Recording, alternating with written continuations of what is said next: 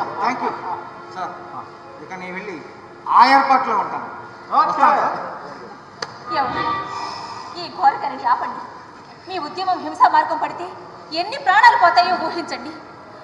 ప్రపంచమే ఓ గ్రామంగా మారబోతున్న ఈ రోజుల్లో మీ పదవుల కోసం ప్రజల మధ్య విభేదాలు సృష్టించి వైషమ్యాన్ని రగచాలని చూడండి. మీ కాళ్ళు పట్టుకుని వేడుకుంటానండి. నా మాట వినండి.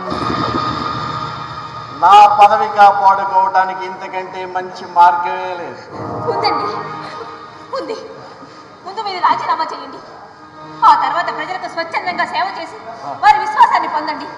అప్పుడు ఎన్నికల్లో పోటీ చేయండి. మీ తరపున ఇంటింటికి నేను తిరుగుతానండి. తిరిగి నా మొగుడికి ఓటేయొద్దు అని చెప్తా.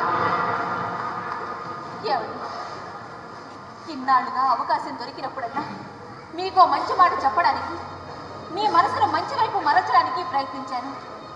కానీ ఎప్పటికప్పుడు మీ స్వార్థం నా గొంతు నొక్కేస్తున్నా, మీ ఆవేశం నా నోరు నొలిపేస్తున్నా సహిస్తూ భరిస్తూ వచ్చాను. ఎందుకో తెలుసా? ఏనాటికైనా మీరు మారుతారని. చూడండి, సగటు మనిషి మంచితనం అతనికే పరిమితం. కానీ ఒక ప్రజానాయకుడు మంచివాడైతే ఆ మంచితనం లోకమంతా వెలుగును నింపుతుంది. అందుకే చెప్తాను, మర్యాదగా రాజీనామా చేయండి. లేదా నేను ప్రజల్లోకి వెళ్తాను. మీ కుట్రనంతా బయట పెట్టి మీ ఆటలు సాకుండా చేస్తాను. నిన్ను ఉపేక్షిస్తే నన్ను నేను క్షమించుకోలేని రోజు. మీ కొడుకుల మీద మనవల మీద ఉన్న ప్రేమ ఈ ప్రజలంతా మీకు ఎందుకుంటుందిరా? అయినా వీళ్ళు చేసిన తప్పేమిటి? ఓట్లేసి గెలిపించడమేనా?